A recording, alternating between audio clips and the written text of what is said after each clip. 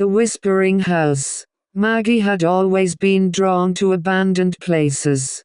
The dust-covered remnants of lives left behind. The eerie silence. The thrill of discovering secrets long forgotten. These were the things that filled her with a strange excitement. So when she stumbled upon an old house on the edge of town, it felt like fate. The house sat in a clearing, far from any neighbors. Its once grand windows were now shattered, its door hanging open like a yawning mouth.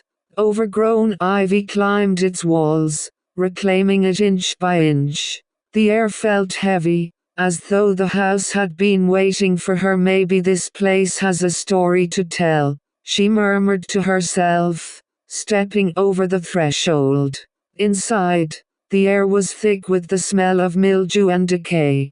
The floor creaked under her weight as she ventured deeper. In the dim light, the peeling wallpaper and shattered furniture looked like the remnants of a nightmare.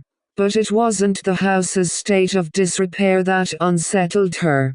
It was the sound. At first, she thought it was the wind, a soft, constant rustle, but as she moved further into the house, it became clearer. Faint whispers, like murmurs carried on the air.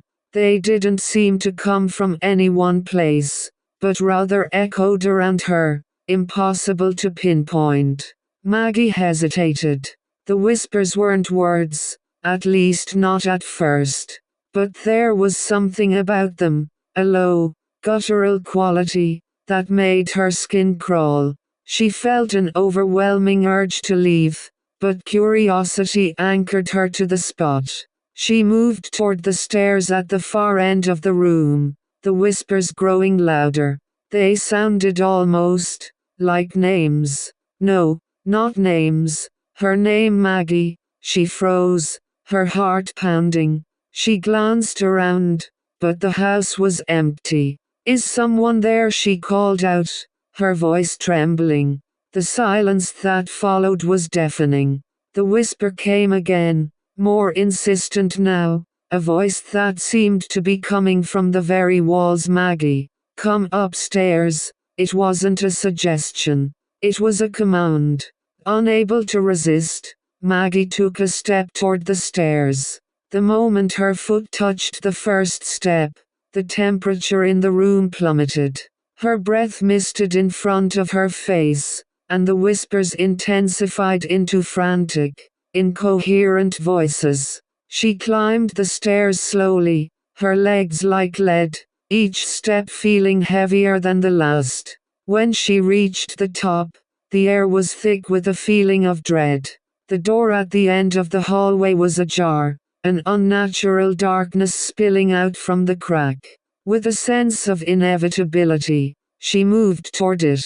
As she pushed the door open, the whispers stopped. Inside, the room was empty, save for an old rocking chair in the center. It rocked slowly, back and forth, though no one was sitting in it. The floor beneath it was stained dark, something that looked like old, dried blood. Her eyes locked onto the chair, and then, in the stillness, a voice whispered one final time, this time directly in her ear. "Maggie, welcome home." She spun around, but no one was there. The door slammed shut behind her. The next morning, the house was gone.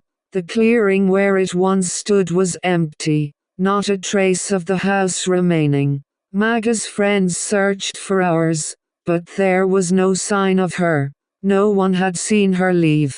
And in the town archives, they found only one detail, an old newspaper clipping, dated decades ago, that spoke of a family who had vanished without a trace from that very house.